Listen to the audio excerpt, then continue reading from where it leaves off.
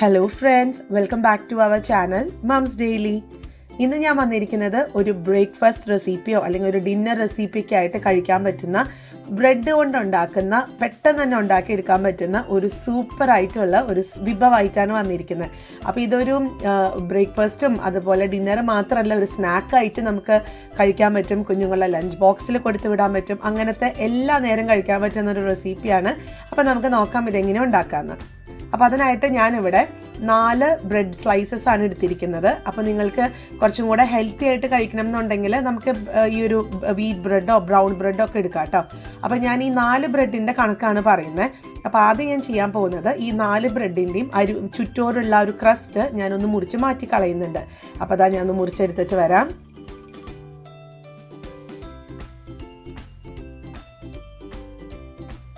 അപ്പോൾ ബ്രെഡിൻ്റെ ആ ക്രസ്റ്റൊക്കെ മാറ്റിയിട്ടുണ്ട്. അപ്പോൾ ഇങ്ങനെയാണ് വന്നിരിക്കുന്നത്. അപ്പോൾ ഈ ക്രസ്റ്റ് നമ്മൾ ഈ മുറിച്ച് മാറ്റിയിട്ടുള്ള ഈ ഒരു ഭാഗങ്ങൾ നിങ്ങൾ കളയണ്ട കേട്ടോ. നമുക്കിത് വെച്ചിട്ട് ബ്രെഡ് ക്രംസ് ഉണ്ടാക്കാൻ പറ്റും.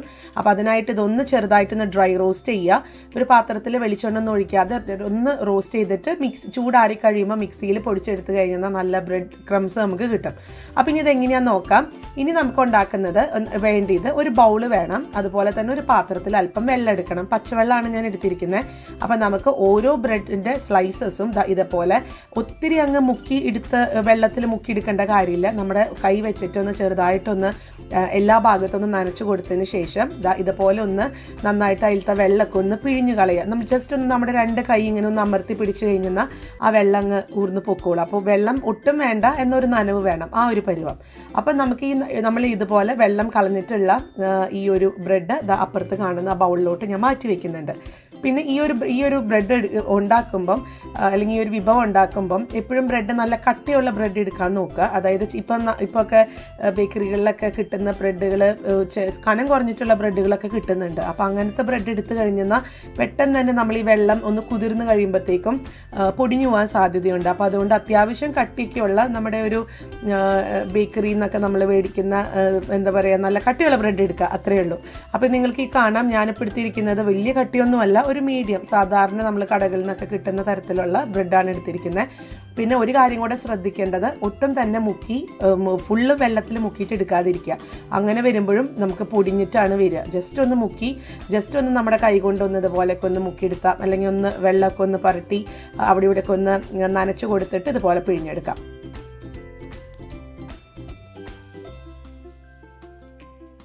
അപ്പോൾ ഇവിടെ ബ്രെഡൊക്കെ ഞാനൊരു പാത്രത്തിലോട്ട് മാറ്റിയിട്ടുണ്ട്. ഇനി നമുക്ക് ഇതേപോലെ കണ്ട ചെറിയ ചെറിയ കഷ്ണങ്ങളാക്കിയിട്ട് കൈ കൊണ്ട് തന്നെ ഒന്ന് എന്താ പറയുക, ചീന്തി കൊടുക്കാം നമുക്ക്. അപ്പോൾ നമുക്കൊരു പെട്ടെന്ന് തന്നെ നമുക്കിത് അറിയാൻ പറ്റും. ബ്രെഡൊക്കെ ഭയങ്കരമായിട്ട് സോഫ്റ്റായിട്ടാണ് ഇപ്പോൾ ഇരിക്കുന്നുണ്ടാവുക. നല്ലൊരു അത്യാവശ്യം നനവും ഉണ്ടാവും. കാരണം നമ്മൾ ഈ ഒരു മിക്സിനകത്ത് ഒട്ടും തന്നെ വെള്ളം ഉപയോഗിക്കാതെയാണ് ചെയ്യുന്നത്. അപ്പോൾ അതുകൊണ്ടാണ് നമ്മൾ ബ്രെഡൊന്ന് നനച്ചിട്ടെടുത്തത്. അപ്പോൾ അതാ ഞാനിതുപോലെ ഒന്ന് ചെറിയ ചെറിയ പീസുകളാക്കിയിട്ട് ഒന്ന് മുറിച്ചെടുത്തിട്ട് വരാം.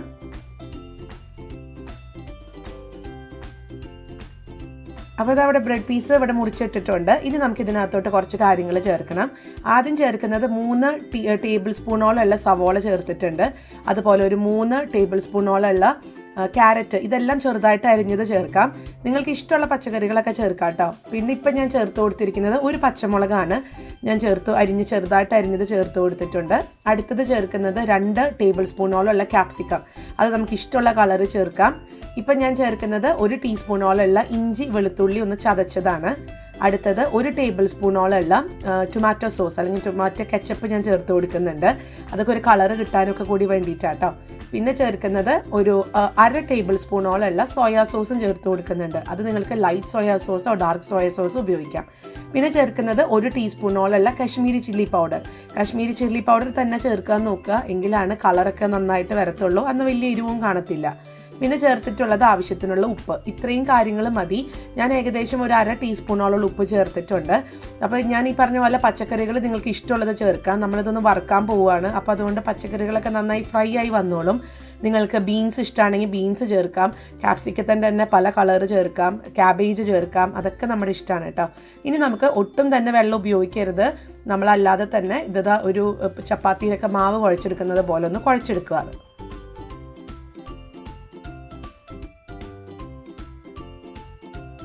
അപ്പോൾ ഇതാ മാവ് ഇവിടെ റെഡിയാണ്. ഇനി നമുക്കിത് നമ്മുടെ കൈ വെച്ചിട്ട് നിങ്ങൾക്ക് ഇഷ്ടമുള്ള ഒരു ഷേപ്പിന് ഇതൊന്ന് ഉരുട്ടിയെടുക്കോ, അല്ലെങ്കിൽ ഓവൽ ഷേപ്പിലോ അല്ലെങ്കിൽ സ്ക്വയർ ഷേപ്പിലോ ഒക്കെ എടുക്കാം. ഞാനിപ്പോൾ ഇതാ അല്ലെങ്കിൽ നമുക്കൊരു കട്ട്ലേറ്റിൻ്റെ പരുവത്തിനാണെന്നുണ്ടെങ്കിൽ എടുക്കാം. ഞാനിന്ന് ഒരു റൗണ്ടും അല്ല ഓവലും അല്ല, അങ്ങനത്തെ ഒരു ഷേപ്പിലാണ് ഞാൻ എടുക്കുന്നത്.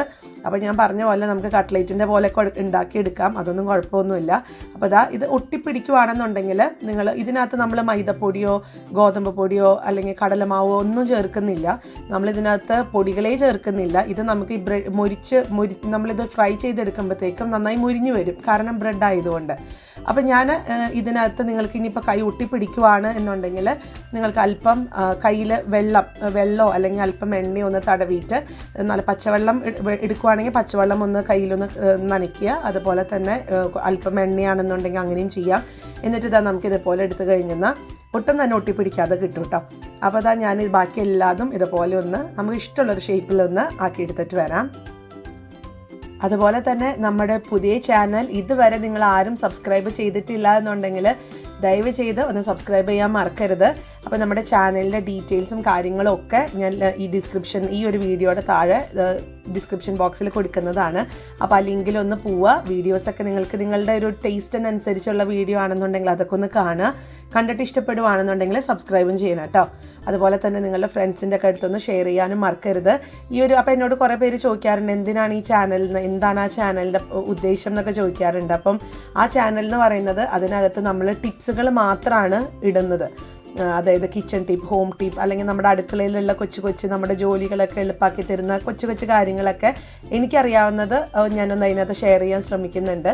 അപ്പോൾ നിങ്ങളൊന്ന് ദയവ് ചെയ്ത് കാണുക, എന്നിട്ട് അഭിപ്രായങ്ങൾ പറയുക. ഇഷ്ടപ്പെടുവാണെന്നുണ്ടെങ്കിൽ സബ്സ്ക്രൈബ് ചെയ്യുക.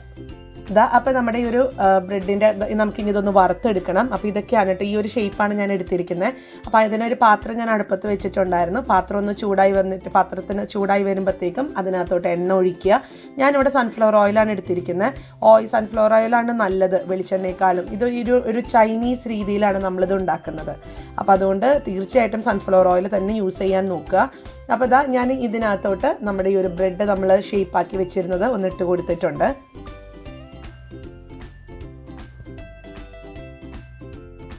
ഇനി നമുക്ക് ഇതൊന്ന് തിരിച്ചു മറിച്ചൊക്കെ ഇട്ട് കൊടുക്കണം. അപ്പോൾ വളരെ സൂക്ഷിച്ചൊന്ന് തിരിച്ചിട്ട് കൊടുക്കുക.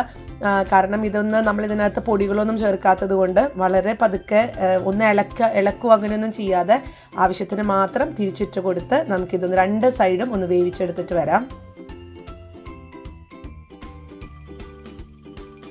അങ്ങനെ ഈ ഒരു ബ്രെഡൊക്കെ നന്നായിട്ട് ഫ്രൈ ആയിട്ട് വന്നിട്ടുണ്ട്.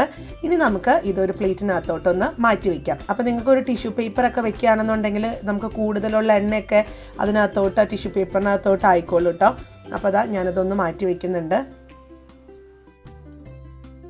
അപ്പോൾ ഇതാണ് നമ്മുടെ ഈ വറുത്തിട്ടുള്ള ബ്രെഡിൻ്റെ മെയിൻ ആയിട്ടുള്ള സംഭവങ്ങൾ. അപ്പോൾ ഇതൊന്ന് മാറ്റി വെക്കുന്നുണ്ട്.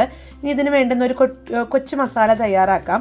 അതിനായിട്ട് ഞാൻ അതേ പാത്രം തന്നെയാണ് എടുത്തിരിക്കുന്നത്. അതേ പാത്രത്തിനകത്തോട്ട് 1 ടീസ്പൂണോളം ഇഞ്ചി വെളുത്തുള്ളി ചെറുതായിട്ട് അരിഞ്ഞത്, ഞാൻ 1 വെളുത്തുള്ളിയാണ് എടുത്തിരിക്കുന്നത്. അതുപോലെ ഒരു ചെറിയ കഷ്ണം ഇഞ്ചിയും കൂടെ ചേർത്തിട്ടുണ്ട്. ചെറുതായിട്ട് അരിഞ്ഞിട്ടാണ് ചേർത്തിരിക്കുന്നത്. അടുത്തത് 2 പച്ചമുളക് ചേർത്ത് കൊടുക്കുന്നുണ്ട്. അപ്പോൾ പച്ചമുളക് നമുക്കൊന്ന് ഇളക്കി കൊടുക്കണം. എരിവൊക്കെ നമ്മുടെ ഇഷ്ടത്തിനനുസരിച്ച് കൂട്ടും കുറയ്ക്കൊക്കെ ചെയ്യാം. അടുത്തത് ചേർക്കുന്നത് 2 ടേബിൾ സ്പൂണോളം ഉള്ള സവോള, അതായത് ഒരു 1/4 സവോള എന്ന് പറയാം, ഒരു സവോളയുടെ 1/4 ഭാഗം ഞാൻ നീളത്തിൽ അരിഞ്ഞത് ചേർത്ത് കൊടുക്കുന്നുണ്ട്. അടുത്തത് ഞാൻ ഇതിനകത്തോട്ട് ക്യാപ്സിക്കമാണ് ചേർത്ത് കൊടുക്കുന്നത്. ക്യാപ്സിക്കത്തിൻ്റെ ആ ഒരു ഫ്ലേവർ നിങ്ങൾക്ക് ഇഷ്ടമാണെന്നുണ്ടെങ്കിൽ ചേർത്ത് കൊടുക്കാം, അല്ലെങ്കിൽ ചേർക്കേണ്ട കാര്യമില്ല.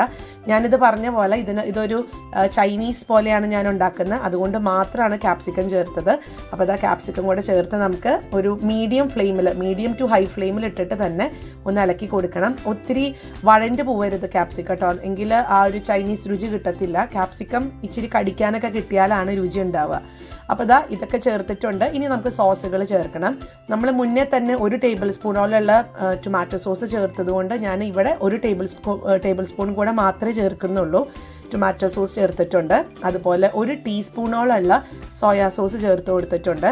ഇനി നിങ്ങളുടെ കയ്യിൽ ചില്ലി സോസ് ഉണ്ടെന്നുണ്ടെങ്കിൽ ചില്ലി സോസൊക്കെ ചേർത്ത് കൊടുക്കാം കേട്ടോ. ഞാനിപ്പോൾ ചില്ലി സോസ് ചേർത്തില്ല, അതിന് പകരമാണ് പച്ചമുളക് ചേർത്ത് കൊടുത്തിട്ടുള്ളത്. അപ്പോൾ ഇനി നമുക്കിതൊന്ന് നന്നായിട്ടൊന്ന് ഇളക്കി കൊടുക്കണം. ഇത്രയും ഞാൻ ഒത്തിരി ഗ്രേവിയിലൊന്നല്ല എടുക്കുന്നത്, ഒരു സ്നാക്കായിട്ട് കഴിക്കാൻ പാകത്തിനുള്ള തരത്തിലാണ് ഞാനൊന്ന് ഉണ്ടാക്കിയെടുക്കുന്നത്. ഇനി നമുക്കിതിനകത്തോട്ട് നമ്മൾ വറുത്ത് വെച്ചിട്ടുള്ള ബ്രെഡിൻ്റെ ആ പീസുകളൊന്ന് ഇട്ട് കൊടുക്കണം. എന്നിട്ട് വളരെ പതുക്കെ ഒന്ന് ഇളക്കി കൊടുക്കാം. ഒത്തിരി അങ്ങ് ഇളക്കി അത് ഉടയ്ക്കേണ്ട കാര്യമില്ല. വളരെ പതുക്കെ ആ ഒരു മസാലയൊക്കെ ഈ ഒരു ബ്രെഡിൻ്റെ മേലെ ആകത്തക്ക രീതിയിൽ നമുക്കൊന്ന് മിക്സ് ചെയ്ത് കൊടുക്കാം. അപ്പോൾ അങ്ങനെ നമ്മുടെ ബ്രെഡ് ചില്ലി ഇവിടെ റെഡിയാണ്. നമ്മൾ സാധാരണ ചില്ലി ചിക്കനൊക്കെ കഴിക്കാറുണ്ട്, അല്ലെങ്കിൽ ചില്ലി ഗോബി എന്നൊക്കെ പറഞ്ഞ് കഴിക്കാറുണ്ട്. അപ്പോൾ അത്തരത്തിലുള്ള ഒരു ചില്ലി ബ്രെഡെന്നോ അല്ലെങ്കിൽ ബ്രെഡ് ചില്ലിന്നോ ഒക്കെ പേരിട്ട് വിളിക്കാൻ പറ്റുന്ന ഒരു സൂപ്പർ ആയിട്ടുള്ളൊരു റെസിപ്പിയാണ്. നിങ്ങളെല്ലാവരും ട്രൈ ചെയ്ത് നോക്കുക. അപ്പോൾ നിങ്ങൾ ക്യാപ്സിക്കം ഇല്ലയെന്ന് ഓർത്തിട്ട് ഉണ്ടാക്കാതിരിക്കരുത്. ക്യാപ്സിക്കം വേണം എന്നില്ല, അതിന് പകരം നമുക്ക് ഒരു ക്യാരറ്റൊക്കെ കുറച്ചധികം ഇട്ട് കഴിഞ്ഞാലും ആ ഒരു ടേസ്റ്റൊക്കെ വരും. അപ്പോൾ എല്ലാവരും ട്രൈ ചെയ്ത് നോക്കുക. അപ്പോൾ ഞാൻ ഇതിൻ്റെ ഉള്ളിൽ കാണിക്കാം. അപ്പോൾ ഇതാ നോക്കിക്കുക, നല്ല സോഫ്റ്റ് ആയിട്ടാണ് ഇരിക്കുന്നത്. നമുക്കറിയാം ബ്രെഡാണ്, അതുകൊണ്ട് ഉള്ളൊക്കെ എപ്പോഴും നല്ല സോഫ്റ്റ് ആയിട്ടിരിക്കും. പുറമൊക്കെ ഇതാ ഇതുപോലെ ഒന്ന് മുരിഞ്ഞെടുത്തിട്ടുണ്ട്. നമ്മൾ ബ്രെഡൊക്കെ ഒന്ന് ഫ്രൈ ചെയ്യുമ്പോൾ മുരിയത്തില്ലേ, അതേപോലെ തന്നെയാണ്. അപ്പോൾ എല്ലാവരും ട്രൈ ചെയ്ത് നോക്കുക. എന്നിട്ട് എങ്ങനെ ഉണ്ടായിരുന്നു എന്നുള്ള അഭിപ്രായം അറിയിക്കുക. ഇഷ്ടപ്പെടുവാണെന്നുണ്ടെങ്കിൽ ലൈക്ക് ചെയ്യാനും ഷെയർ ചെയ്യാനും കമൻറ്റ് ചെയ്യാനും ഒന്നും മറക്കരുത്. ഒപ്പം നമ്മുടെ ഈ ചാനൽ നിങ്ങൾ ആദ്യമായിട്ടാണ് കാണുന്നതെങ്കിൽ സബ്സ്ക്രൈബ് ചെയ്യാനും മറക്കരുത് കേട്ടോ. അപ്പോൾ അടുത്തൊരു വീഡിയോ ആയിട്ട് ഉടനെ കാണാം. അൻറ്റിൽ ദെൻ ബൈ.